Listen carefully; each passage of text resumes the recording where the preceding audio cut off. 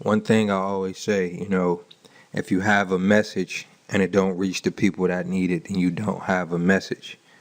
The beautiful thing about social media, content don't have a due date. You can have something online that was sitting on the internet for 10 years and then one day it finally go crazy. So a lot of people get on social media and a lot of people get, on the World Wide Web, and they don't think about who they might be tomorrow.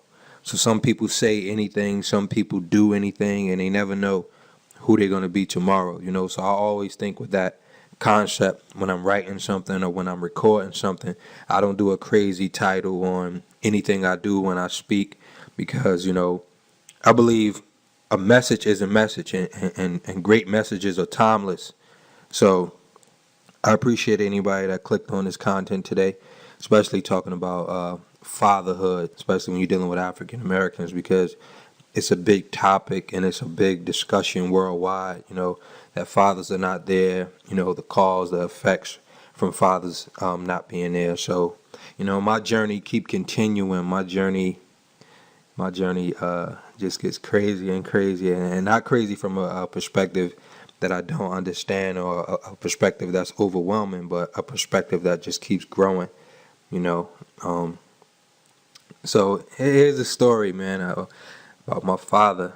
You know, I don't really remember a lot of my childhood. For those that's in tune with my story, being in a foster home from the age of 6 to 14.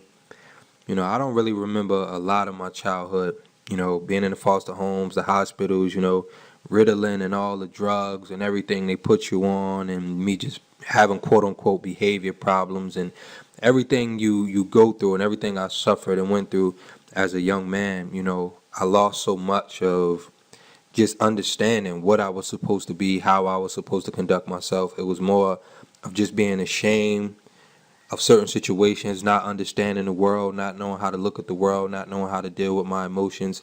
And fathers are so important. So, I don't really remember the early years with my father. I don't remember, my mother said he left out when I was like 4 or something like that, but I don't even really remember those years. So, I seen my father one more time when I was 19, and I was too emotional at that time, too emotional, too angry, and he didn't really say much to me at that time. He just shook his head and he said, "Man, your mother," and it wasn't really too much dialogue, and I wasn't ready at that time. And one thing about when you finally meet the man you came from, because I went in there, it was something with child support, and this was the first time I actually seen my father.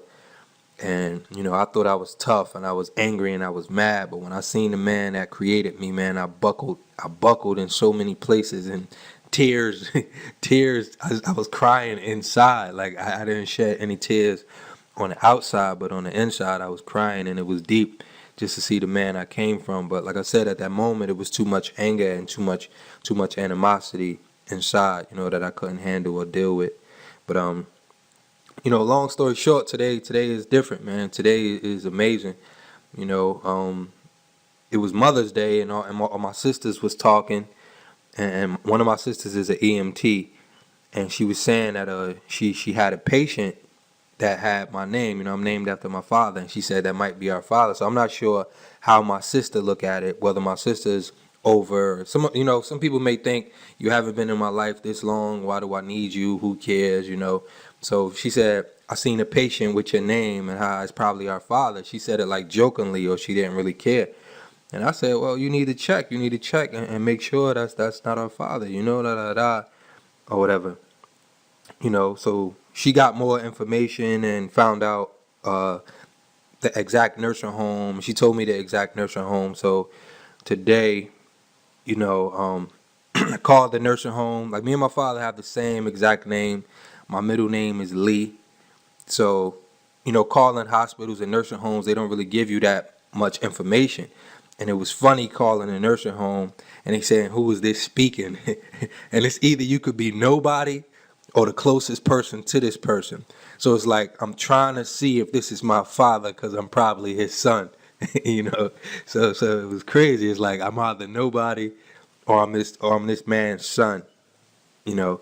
So They sent me back and forth. The nursing home he's at in Trenton, New Jersey, they said he wasn't there. They said he was at a hospital, so I had to call the hospital. The hospital said he was at the nursing home, so I had to call the nursing home. I got the floor he was on, and you know, the most simplest thing I could think of, because all I know is his name. I don't know his birthday. I don't know, I don't know anything about him. I just know we got the same name. So I just asked the nurse that was taking care of him, was his middle name Lee? And his son is on the phone. His son might be on the phone, you know, and it's just amazing, you know. The nurse get back on the phone and say, yes, that's my middle name is Lee, and yes, that's my son. Is he from East Orange or whatever the case? But I'm not from East Orange. East Orange, all the same area, you know. And he said, yeah, that's my son. You know, they say he'll call you back. And so, long story short, my father called me back. And man, like, to go through, 30 years of your life or whatever, man. Like, go through years of your life and to just guess, hope, wish. And like I said, I met him when I was 19, but I wasn't ready. But to have the mind that I have now and to be at peace and to be focused and to have the relationship I have with my son, it's no hate, it's no animosity. So, the first thing that was crazy is that we got the same tone. So when he picked up the phone, it's like kind of listening to myself. And he was like, hey son, it's your pops, like, and and it's funny, man, because it's like nobody ever called me son or pops or I got a. So it was never real. So the same time I'm on the phone, it's like, wow, like, did this really my father? And it's crazy. But it's crazy how life is, I finally get to talk to him, and like his memory is not even there, you know. I think he suffers from like alcohol, and he got diabetes. So he got 8 of his fingers cut off. He just got out of surgery, you know. And it's crazy. So I'm not sure if I put a prayer when I was younger, because I don't even remember. Or I'm not sure if he prayed and said he wished he could talk to me before he go. And I'm not sure if he even gonna go. But it's like, he said he doing bad. He said he doing real bad. So, it's crazy. I wanted to go up there today, but I got to find out the hours and everything. I can meet him. So I'll probably see my father tomorrow. So it's just deep, and I just wanted to share this message with whoever gonna listen, because I know, like I say, dealing with fatherhood and dealing with young men, like for the people that know my relationship with my son, to adore my son. My son is a great kid, and I put my all in him, and I listen to him and I respect him, and as young men out there, if you could create that relationship with your father, you need to do that. And you need to just understand the connection, whether you don't have a connection with your kids or not. You need to understand how that can make you better. And for the women out there, you need to understand the disconnection between a man that don't know a father. Like, Naeem, stop jumping on the bed, please. Yeah, Mr. King 9, boy, I think he's a karate guy. But, it's just like,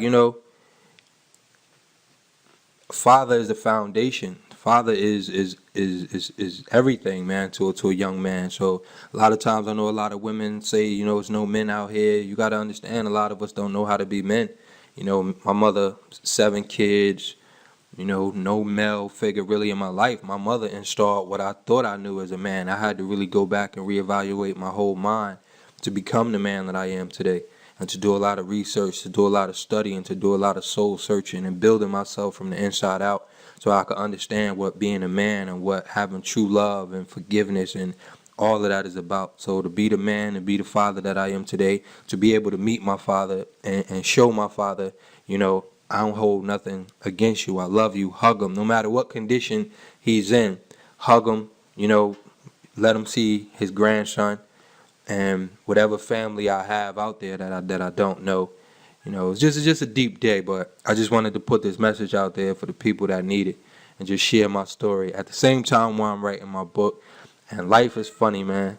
Life is funny.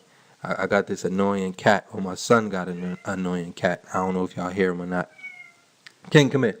And I asked my son that he wanted to come see my father. He said, "No, Daddy, that's your moment," or whatever the case. The video about to be over.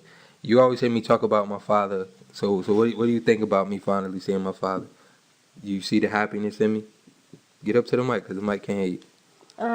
I don't really know. It's how you feel. Huh? It's how you feel. I don't know. I feel good, man. I feel good. I feel happy. Don't you feel good you got a father?